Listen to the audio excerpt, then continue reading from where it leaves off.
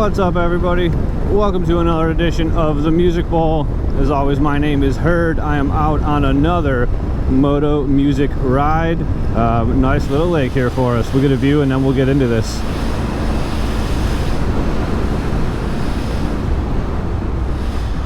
Hopefully that came out all right for everyone.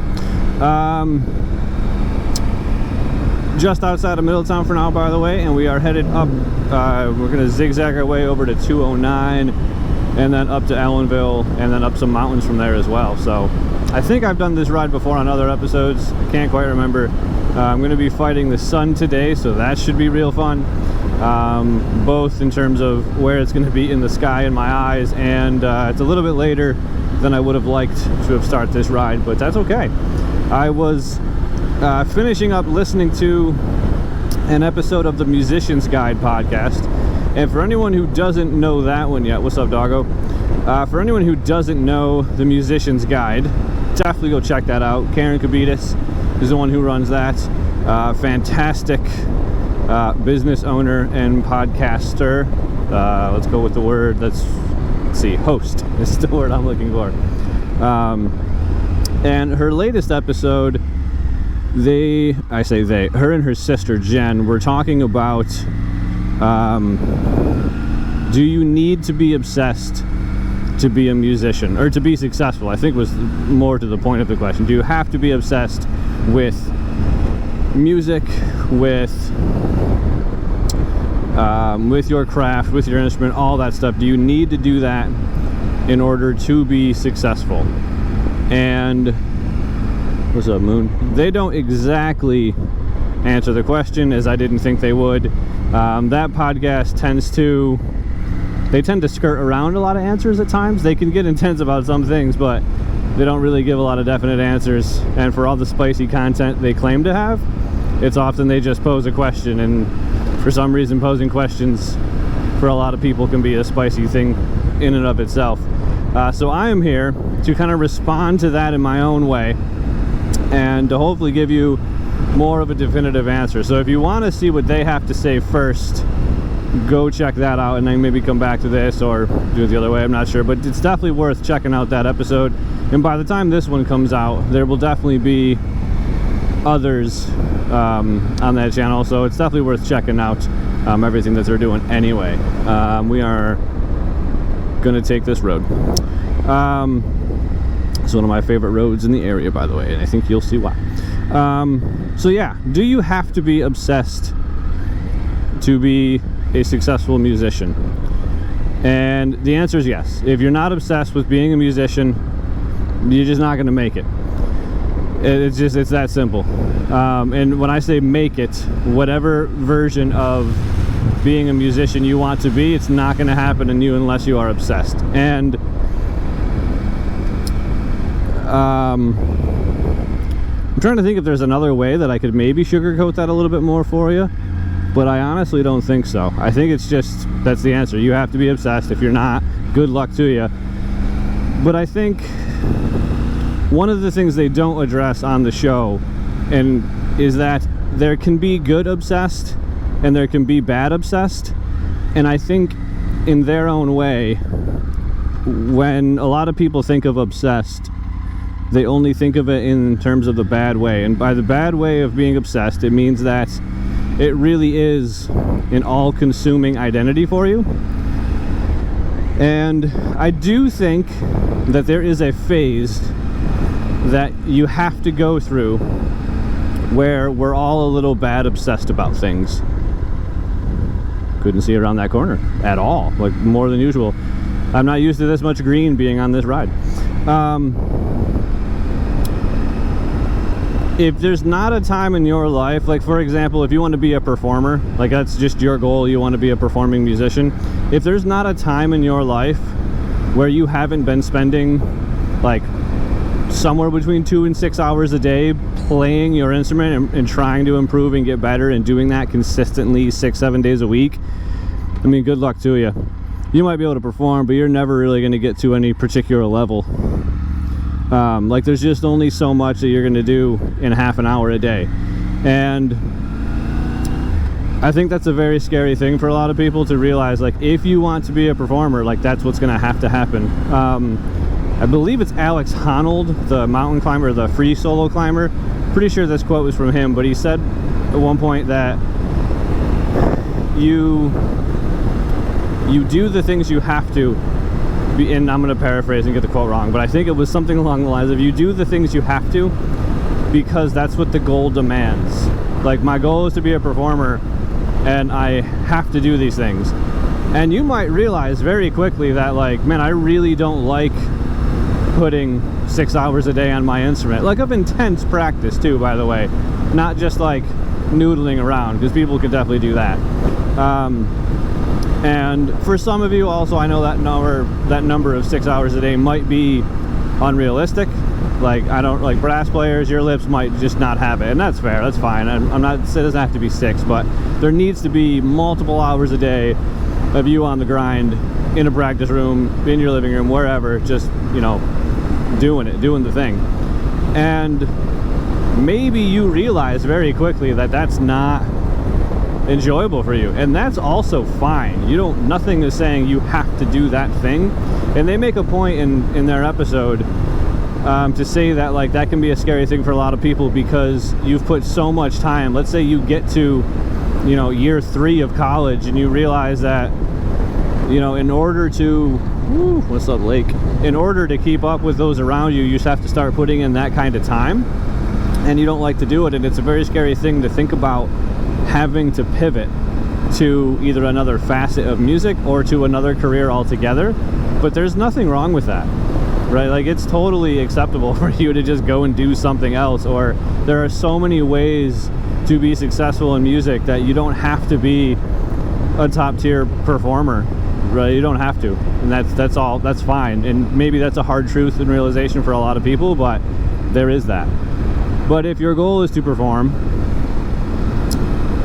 there's no getting around putting the time in. And I suspect that for those of you whose goal it is to perform, you probably don't care about having to put that time in, and in fact you probably love it. Like, for a lot of you, that's probably all you really want to do, and all you care about doing is putting in, you know, literally as much time, thought I was going to hit that bird, literally as much time in the day as you can. That was good, my man.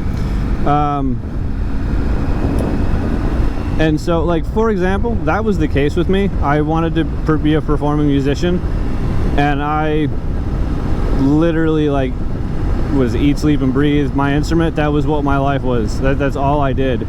That's maybe not entirely true, but I did put in my many hours a day, and I absolutely loved it.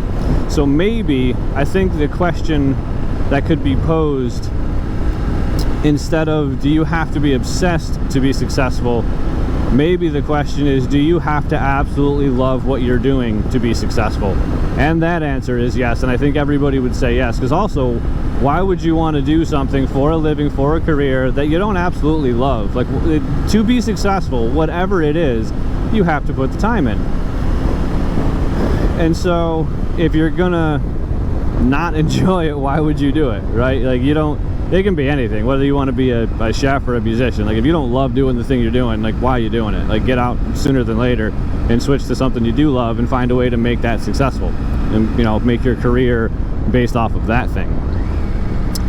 And so that's the first, maybe the negative obsession, to kind of circle back to that a lot of people that then becomes their identity, and they don't do anything else. Like, there is nothing more to them than just like a gearhead, and, you know, they identify as musician, and when things go badly, their life is terrible, and like they wear that whole like broken musician, depressed musician aspect.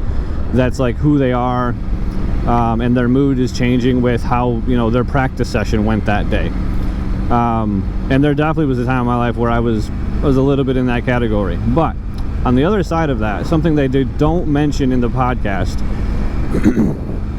pardon me, is that you can be absolutely obsessed with your goals, with your work. You can love it, and you can still have boundaries for your personal life. And I'll just use myself again as an example because, you know, I'm an expert on me at this point. When I was in college, I did not do schoolwork past 5 o'clock on a Friday. It was just a hard and fast rule that no matter how much I had to do, Friday night was for me. And when I was in my undergrad, it actually worked out perfect that my last rehearsal for the week, which was wind ensemble, incidentally, was from 4 to 5 p.m. on a Friday. There were multiple, obviously, throughout the week, and then 4 to 5 p.m. Friday, that was the last thing I had. So I'd leave wind ensemble, pack up whatever instrument I was playing, either saxophone or bass, because yes, I did play string bass with the wind ensemble, and that was that. And then I was done, and I'd go home, and at that point it was video games, or let's be honest, it was partying, it was going out, it was clubbing, it was doing all the fun things that you do in college, right? That was my rule. And I had a very similar rule for Friday, in that Friday during the day was for work, and then I would usually, by about, depending on the time of the year, you know, it was again about 4, 5, 6 o'clock, somewhere in that range, is when I'd just call it, like I'm just not doing work. The only time that would change a little bit was finals and juries, and so that's just like that couple week season of your life when you need to put in a little bit more time. I might practice a lot more, or be specifically intentional about the work I was doing at that point, like writing essays and things like that. But there was also this idea that, like, you know, you can still practice if you want to. Like, I wouldn't do schoolwork, I wouldn't do academic stuff, but if I wanted to play guitar, because at this point I was a classical guitar player, I just would play guitar. I'd sit around and do that. Or me and my friends we'd go back over to the music building, and we were playing jazz until like 2, 3 in the morning, because that's what we wanted to do, and we just loved to do it. And if there isn't a time in your life when you're not putting in those serious hours into whatever endeavor you want to do, it's not going to happen. It's just not. Like, you only get so much done in a half hour a day, and I've said this before, but I'm going to continue saying that. Though you're going to be outworked every single second of the day, you know, by people who are obsessed with this stuff, and they're probably going to be more successful than you. So again, pick something that you love, that your body just naturally falls into, and do that thing, or find a way to make it into your thing, you know. In grad school, I would do similar things. At that point, I did have my email attached to my phone, because a lot of times we would get emails for gigs, and it was the email would go out to all the grad students, and first one to respond would get the gig. So I was very conscious and aware of those, but there was a lot of stuff that I just, like, I wouldn't do until certain hours of the day, or, you know, I wouldn't respond to certain emails from professors or whatever, or students, because when I was in grad school I was teaching. I wouldn't respond to anything on the weekends and things like that. If a student had a question as well, for example, during the week, my answer was always noon on Friday. Those are my office hours from, I think I was like 11 to 1-ish, somewhere in that range, were my office hours as a grad student for the classes I was teaching. And I do mean teaching. I was actually the professor of record for a guitar class, not just like grading papers for another professor. I was the one actually teaching it. So if students had a question, I actually was the only one who could answer them, but the answer was always, you know, I have things to do, so hey, thanks for getting over the line for me, bud. The answer was always, I have things to do, so I will see you at my office hours between 11 and 1 on Friday. And if you can't do that, I don't know what to tell you.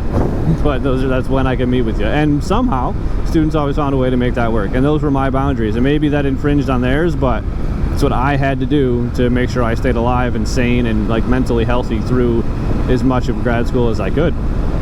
Now this is a nice road. Beautifully tucked into the woods, a little shady, it cooled off a little bit. This is nice.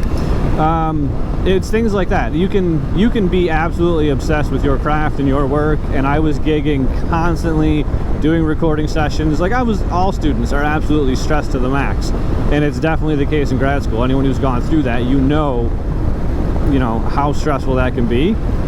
But you still can have boundaries for yourself in those times, and that's what I don't understand that people don't get. Like, you have to. If you don't take the time for yourself to mentally unwind, man, it's gonna be a long career. It's gonna be a long time doing the things that you claim to love, and that's what's gonna drive the burnout super quick. So I've never really felt a time of burnout in my life because I'm super conscious of the fact that, you know, Friday 5 o'clock, like, see you later. And now, as an educator, I simply refuse. I just simply refuse to put my work email on my cell phone. So the only place I can check my work email is if I specifically sit down at a computer and log into my email.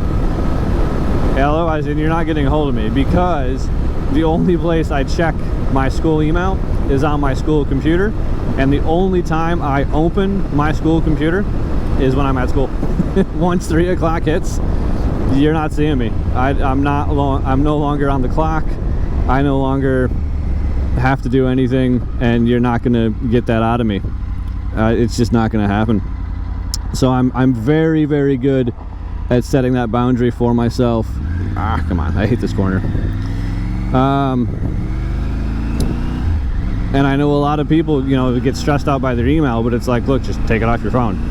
There's nothing so urgent that you have to answer it absolutely immediately, and if it was, someone would probably be calling you. And, you know, in my 4 years of working in the district that I'm in, you know, I've never missed an email. I've never missed something important that I had to do because I didn't check my email until Monday morning or whatever it was. During the summer, if you want to get a hold of me, you gotta call me. I'm not checking that thing. Once June, let's see here, this year, June 24th is graduation, and I will not be checking email again until end of August. It's just how it's gonna be. I take my time for myself. So, that's also not to say, by the way, I know it makes it sound like I don't do anything, but I am constantly thinking about ways that I can improve my curriculum and things like that, but I put most of my energy into those things when I'm at school. And I also do have a lot of conversations around curriculum and around instruction and things like that with friends, both, you know, colleagues at the school I'm at, people I know that teach in other districts, other just musicians in terms of just like a professional musical input. Like, it's not like I don't think about this stuff. It's not like I'm not trying to improve. It's not like I'm just sitting back and doing my own thing, because I have done different curriculum every year, and also, by the way, taught through the pandemic, which was an absolute clusterfuck. For those of you who had to teach through that, yeah, I mean, we're all better now. And so, yeah, I don't want to make it seem like you should be doing maybe absolutely nothing, but you do have to, you know, just take that time for yourself. But again, if it's not something that you're passionate about and that you want to be putting mental energy into for hours and hours and hours a day, you're not going to be successful. And I think you have to, more than anything, you have to be obsessed with being successful. And if you're not willing to do what it takes to be successful in whatever facet, it's just not going to happen. It's just not. Like, I've said this twice already, I think, maybe a third time, so here's it is again though. But if you only put a half hour a day into something, it's just not going to happen. And now I know some of you are going to be saying, like, oh, but look at Hillary Hahn, who practices for just like a couple of minutes a day and whatever else. And well, I think we all know it's Hillary Hahn. Like, it speaks for itself. But what we don't realize is that, or what a lot of people maybe either intentionally or unintentionally neglect, is the fact that there was a time in her life when she was doing 6 hours a day. Like, think back to when she was a kid, and that's like all she did was play violin, right? To the point where she's gotten so good where now a half hour of her practicing is equivalent, you know, to me putting in a 12-hour day every day for 6 months. Like, it's not the same, right? When my students ask me to learn something for them so I can teach it to them, I can learn something in literally 30 seconds. I can listen to an Ed Maverick tune without even sitting down at a guitar and tell you what the chords are, because they're that easy for me, because they're easy chords. Like, it's simple music. But for people who've never done that, it's going to take them now hours of learning how to play a C chord, a G chord, and an F chord. And as it took me hours and hours and hours when I was growing up. but I have put in so much of that time that now I don't have to spend as much to get more out of my practice session, or I can work on very different things in my time nowadays. I can kind of hyper focus on those one or two aspects. You're not relearning every single technique every time. So if you haven't gone through a phase where all you have done is your craft for hours and hours and hours a day, you simply are behind. And you don't have to. Like, you don't have to be a musician. If you don't love it, like, what are you doing? It can absolutely just be a hobby. It can be something you do for fun. You can still be involved in the music industry. You can still play gigs on the weekend. You know, you can still do anything you want in the music industry at your level. Just know that that level might be a little bit lower than you had originally intended, because there are just people outworking you, and that's also totally fine. There are absolutely better bass players out there than me, maybe few and far between, but they are there. But I've still found my niche. I've still been able to perform for a living, until obviously, you know, pandemic, all that good stuff. But I was gigging constantly for almost a decade, and I absolutely loved it, you know. So it didn't feel like a grind. That's not to say that I always did like absolutely enjoy all the stuff that goes into that lifestyle, but at the end of the day, if you're playing an instrument, for me, that was enough. And I play guitar all day in school. I go home and I still, you know, work on some stuff. So while it looks different, that passion and drive is still there. So that's my general response to, do you have to be obsessed? Those are some of the things that I think they kind of gloss over and maybe miss in their episode, is that yes, to recap, I guess, yes, you have to be obsessed, and you have to go through a phase at some point in your life where you're just putting in insane hours to do that. You can still be healthy about it, and you can still have boundaries, personally and professionally. You absolutely can. But at the end of the day, you still need to be working pretty hard at your craft to be successful. And yeah, I think that's all I really have to say on that. And for me, it's pretty black and white, and it's pretty common sense to just, like, yeah, have personal boundaries. I'm not going to put my work email on my phone. I'm going to take Friday and Saturday night off. Oh, and I forgot to mention what I would do on Sundays. Sundays was whatever it needed to be. If I had a ton of work to do, I would just work on Sunday. But if I didn't need to be doing stuff, like, I would just take the entire day Sunday. I think more times than not, I almost always take the entire day on Sunday off from doing anything. Anything I'm forced to do. Like I said, I might still play guitar, I might still play bass, but it would just be like fun things that I felt like doing. I never felt like I had to, or I was pressured to use my time on a Sunday to do anything. And so that was my weekend ritual of, like, maintaining sanity. It was Friday night after 5, no work, no anything. And also, I was usually gigging Friday night, so that was also pretty easy. It was like Friday 5 o'clock means I have to get ready to go play a gig. Same with Saturday night, and then Sunday was usually take the whole day off, but if something had to be done, I might do it. But make sure it has to be done. Don't lie to yourself. Don't say, like, oh, I have to do this when something's not due for a while, or, like, you know, don't play games with yourself. Like, does it have to be done? No? All right, then don't do it. Just do it later. It's that simple. But it's going to be on my mind all day. All right, well, whatever. Just don't do it. Like, I don't know. Whatever's going to make your mind at ease, I guess. But for me, it was very simple things. I never let a deadline or something like that push me around in terms of my own mental sanity. So yeah. So that's what I have for you for today, on this ride up 209 to Ellenville, talking about musical obsession, or whatever your craft is. If you are a motorbikist who has found your way to the podcast, first of all, cool, I'm glad you're here.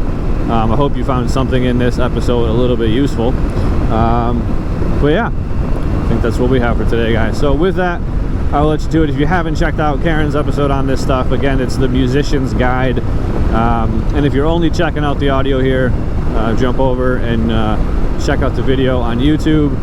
This one may be a little bit more lackluster, not quite the great views, but still tucked into the woods a little bit, so still some of my favorite riding to do. So with that, I'll leave you there, guys. Thanks for listening. We'll catch you next time.